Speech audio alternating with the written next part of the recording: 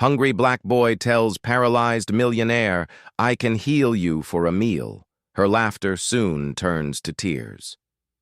When a wealthy woman, confined to her wheelchair and burdened by her past arrogance, laughed at a hungry black boy's strange offer to heal her in exchange for food, she had no idea that her laughter would soon turn into tears.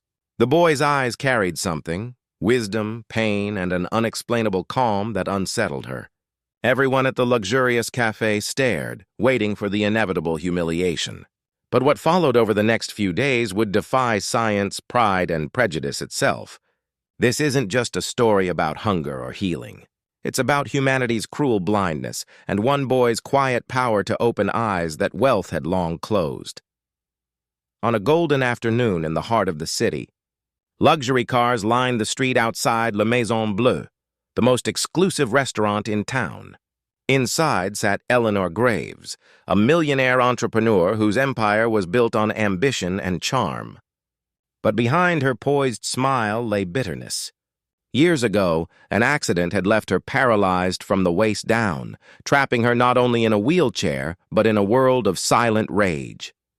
Eleanor's life revolved around power, meetings, wealth, and control. Yet deep inside, she despised anything that reminded her of vulnerability, especially pity.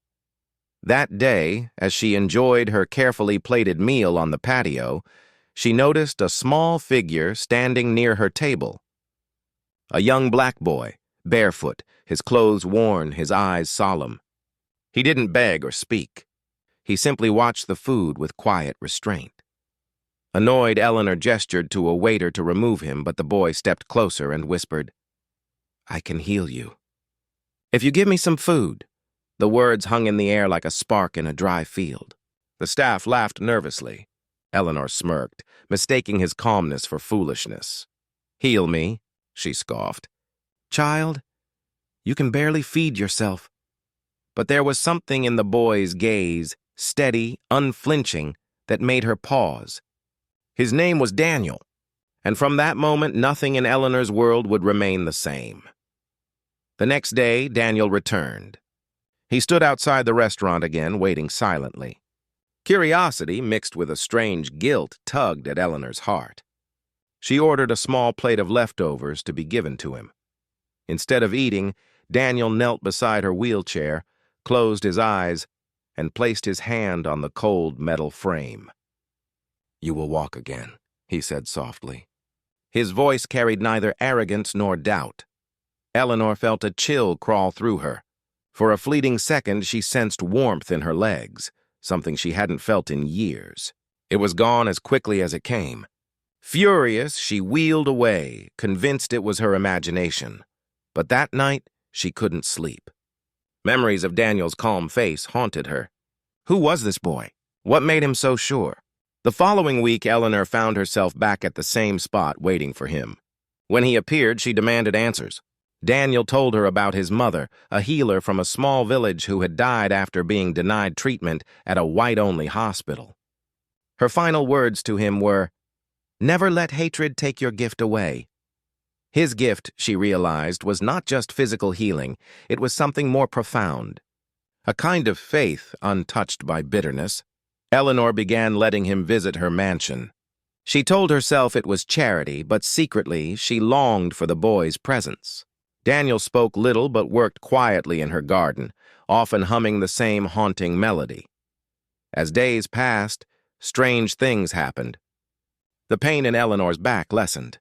Her sleep improved. She laughed for the first time in years. But when neighbors saw a black boy entering her home, whispers began to spread. Some called him a thief. Others warned Eleanor she was being manipulated. The old Eleanor, the proud, defensive one, began to surface again. She accused Daniel of stealing jewelry that had gone missing. Heartbroken, Daniel denied it. But she didn't listen. The guards threw him out into the rain. That night, the warmth in her legs vanished again. Days turned into weeks. The silence in the mansion grew heavy. Eleanor's body grew weaker, her spirit emptier. Every echo of the rain outside reminded her of that night, the look in Daniel's eyes as he stood shivering, betrayed. One morning, her housekeeper rushed in, trembling. "Miss Graves," she whispered. "The boy, Daniel. He's in the hospital." Eleanor's chest tightened. Without hesitation, she demanded to be taken there. When she arrived, Daniel lay motionless, his frail body wrapped in thin sheets. He had been struck by a car while trying to save a stray dog from the street.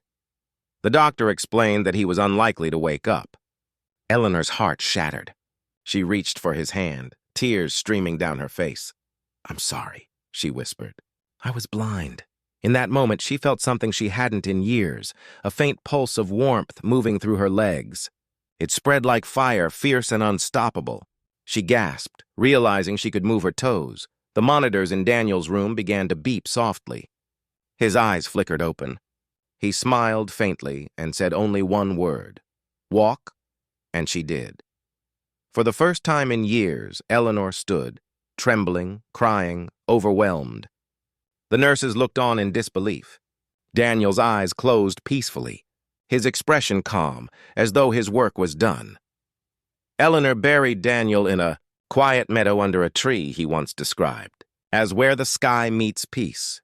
She sold her mansion and used her wealth to open a free rehabilitation center in his name, the Daniel Hope Foundation. Every morning she visited his grave, leaving a small plate of food, never untouched, always symbolic. Reporters asked her what really happened that day in the hospital. She never spoke of miracles. She only said, "A hungry boy fed my soul before I ever fed his body."